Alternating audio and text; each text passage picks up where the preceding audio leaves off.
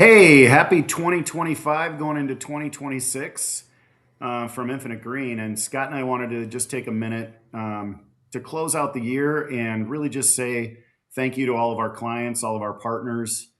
We added a good number of clients and partners and some team members this year. And we just really appreciate the level of engagement and how our customers have responded to the value exchange that we deliver on a day in and day out basis. But at Infinite Green, we really like to say thank you in different ways, and we really think about things kind of moving forward in a little bit of a different way. So as you're thinking about 2025 and areas that you may not have had a chance to engage in, and you're looking at 2026, going, all right, how am I going to get it all done? I don't know, Scott. Maybe you have an idea about some things to think about for those clients or for those customers that are really thinking about how do I get it all done and with the money that I have or with the budget that I have. Yeah, first of all, I can't believe it's 2026 already.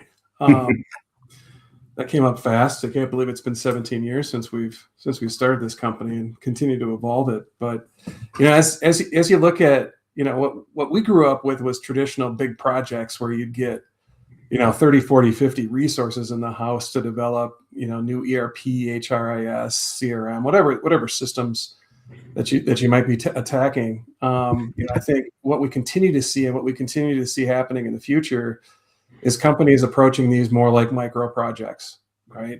How do I get started? How do I make a phase one change from what I've traditionally done without having to invest, tens of millions of dollars to make a necessary change?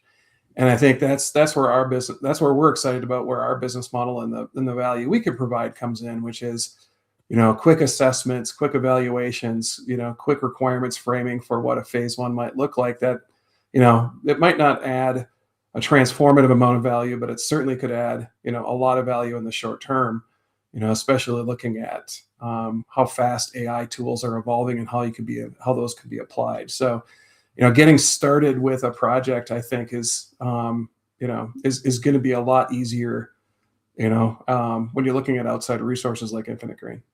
Yeah, those barriers to enter should be less now. If companies are doing it right, it shouldn't be more to engage up front to get farther down the road right out of the gate, in our opinion, right? I think we're pretty bullish on our approach, and we have done this for 17 years just because when we started, the country was the world was in a recession, and we had to figure out how to add value really quickly without costing a whole bunch of unknown dollars up front. And I think as companies look at how do I get started in certain areas, what do I do to really kick off this process? A lot of times they don't necessarily know, or it feels like, wow, I'm going to have to go and find a lot of money before I can even start thinking about it. And the way that we really approach things, I think 90% of our project work over our 17 years has come from a small, either fixed bid or very small targeted engagement that really hits the value out of the park right out of the gate, or it gives clarity and visibility to what that runway might look like, and then how to invest and how to think about funding a little more of that transformation. And oftentimes, as you know, we uncover things that they might not be thinking about.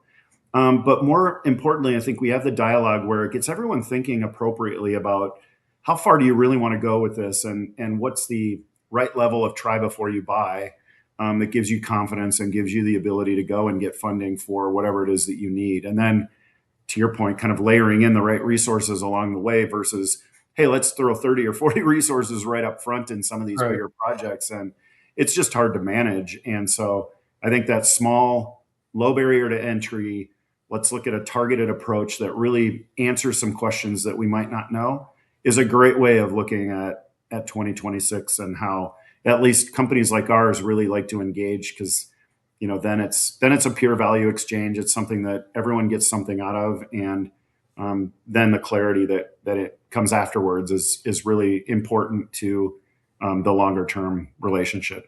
Yeah, that's just not a tech assessment too. That's an organizational readiness assessment. That's a business alignment assessment.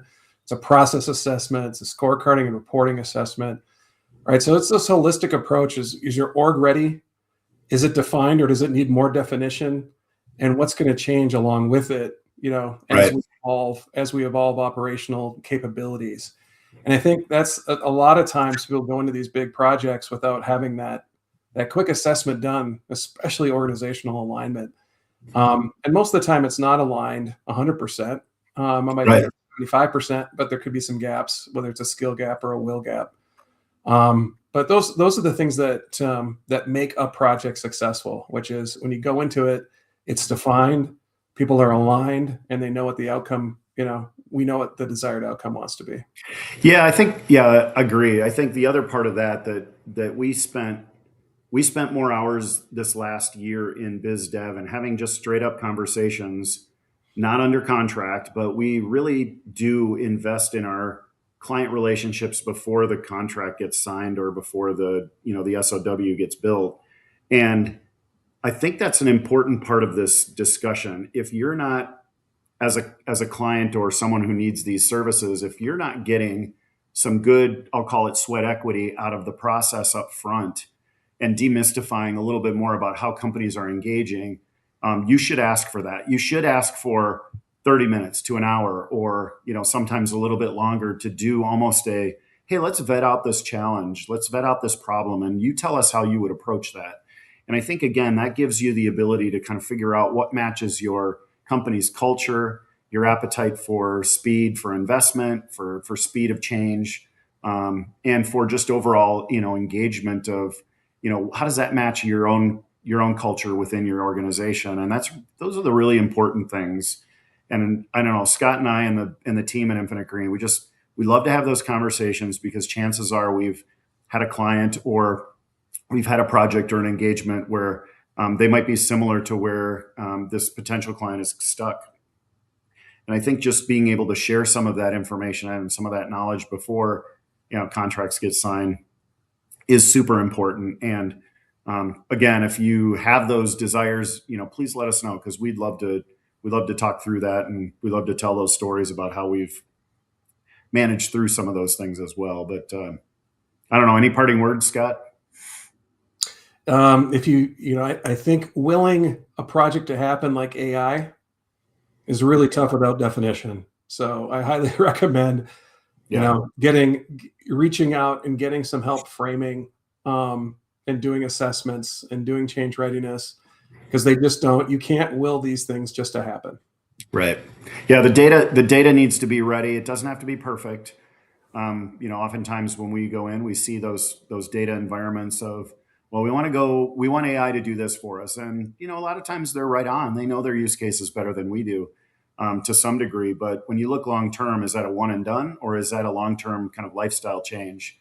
Right. And data is a big part of it, organizational kind of alignment process. Those things that, again, you think about, you hear about a lot. And definitely you don't hear a lot of it during the AI conversation and the marketing wash that you're seeing today online and in social, and how companies are trying to deploy it. So we love to dig in and help kind of demystify that together with the client. And so if that's something that's important to you, please let us know. But I think from all of us at Infinite Green, the team, the engagements, we had a great year. Looking forward to another great year, and we're really optimistic about the market, the way companies, again, should be thinking about consuming services, instead of adding FTE that they might not know, or a hybrid of both. We're really set up to do that in a much more appetite friendly way than those big gulps that you might be thinking about. So have a great rest of 2025.